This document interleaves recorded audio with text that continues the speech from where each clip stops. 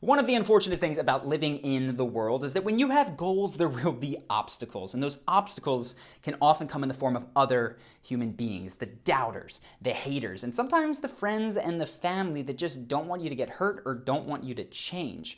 Which is why in this video, I want to help immunize you against that peer and social pressure so that that doubt doesn't creep in and stop you from achieving your big dreams. Now, the first thing to realize is that it's not often the case that the person who is doubting us, the person who is pressuring us, has a really persuasive, amazing argument.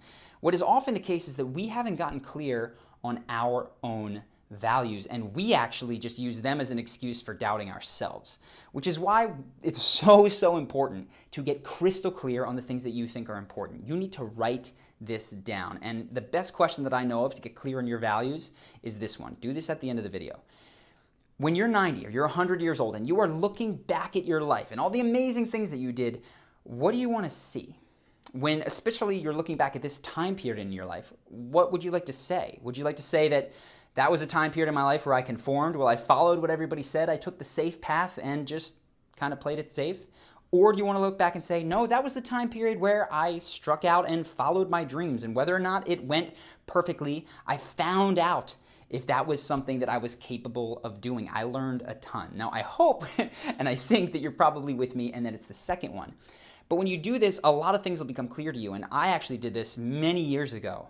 And I was working a normal job as a consultant, and it was very clear to me that I did not want to just work until I was 65. What I wanted to do was to move to Brazil with a bunch of my friends to try to start this online business thing to see if it could work. And when I wrote down my day, the way that I wanted to go, waking up in the morning, knocking on my friend's door, we lived in the same apartment, we'd go out to the beach together, we'd take a stroll, we'd be drinking caipirinhas. I wrote the whole thing out.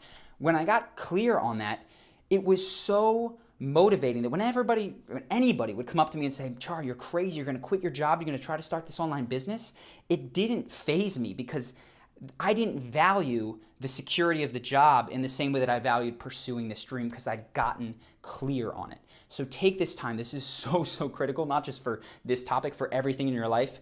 Write down your values. It's so helpful.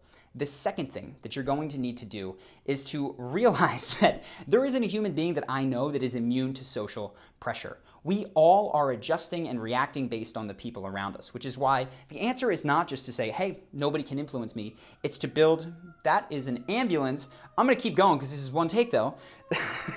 The answer is to build a moat, right? The answer is to have this moat surrounding you of really positive influences such that when there's a negative influence, it doesn't break through.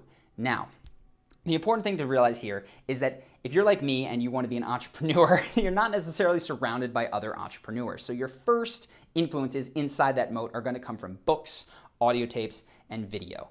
For me, it was Tim Ferriss. I read The 4-Hour Workweek, and that really laid out the blueprint for how I was going to travel, how I was going to spend my 20s, the business that I would run. So if you're interested in any of those things, travel, lifestyle, having freedom of time or business, go to The 4-Hour Workweek. It's changed probably tens of thousands of people's lives at this point. Amazing book.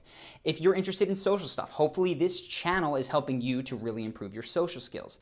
If you want more, join our course, Carisma University. I'm going to throw a link in the description.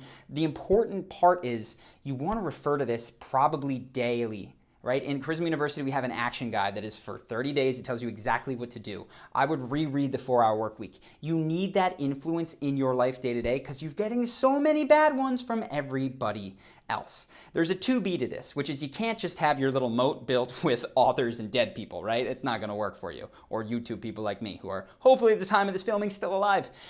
You need to have real live human beings that you can interact with, which is why what I recommend is when you find that book, share it with your friends. When you find that video, send it to them. Friends that you might want to come on this journey with you, whatever it is, whether you're trying to stop drinking and be more social, whether you're trying to start a business, whether you're striking out on your own in any way, are going to be resistant to you persuading them. They will, in my experience, be much more open to checking out a piece of content that you give them and then forming their own idea. This is how Ben got me. He didn't tell me, hey man, we're going to start this business, it's going to be great. He gave me the 4-Hour Workweek, and that took it from there. So that's 2B.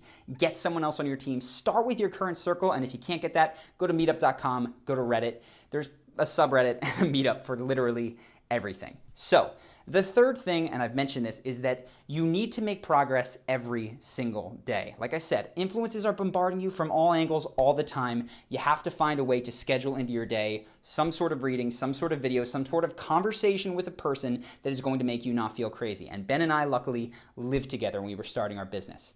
Every day he'd go into the office and his coworkers were telling him he was crazy for quitting his job at the end of just a few months to go with Carisma on Command.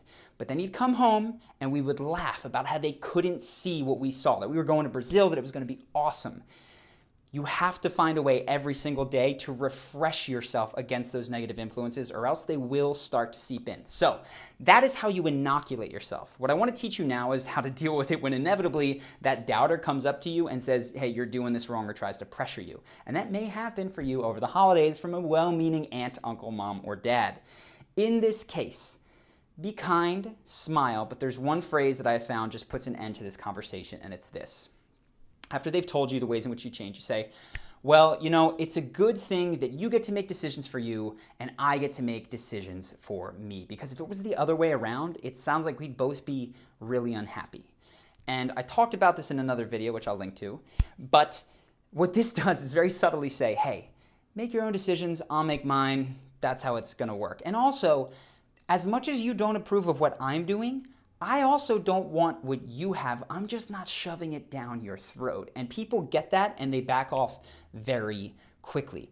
The last thing that I've realized is that people are always going to tell you don't do that when you're in the thinking about it mode. When I was thinking about starting this business with Ben, everybody had an opinion. Won't work, can't do it for 100 reasons. Once I quit my job, once I started, those voices diminished because it was too late. They couldn't save me at this point.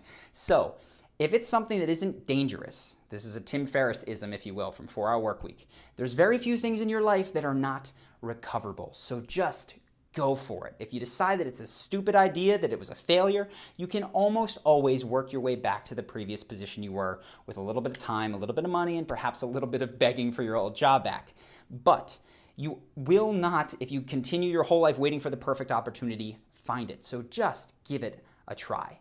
That's it for this video. I just want to tell you guys really quick, I've been busy with family stuff, which is kind of what inspired this, because my mom and I did not see eye to eye on the way that I was spending money recently. I know she's going to watch this. I love you, Mom, and I hope that you don't take this any personally or upset by it. But anyways, we're going to have a video on Star Wars coming up after this, and that video is going to be, I think, 2 actually. One might be on Han Solo, why we're going to miss him, sort of a charisma breakdown on Han, and the other one on family. The other one on why family is so important, because really Star Wars is this space western with these weird family ties. It's a family drama, and it's so much more impactful because it is. So I want to talk about the importance of family relations and how they probably drive you more than you may realize. And I actually am very excited for that one because I think it's going to be kind of insightful. So that's it for this video. If you want to see those new videos coming up, Star Wars and beyond, hit the subscribe button, hit that notification bell. If you don't hit the notification bell, I'm finding that fewer and fewer people are seeing our videos on the homepage. So if you want to make sure that you see us, hit that bell. Hope that you enjoyed this video. Let me know if you have other suggestions in the comments, and I'll see you in the next one.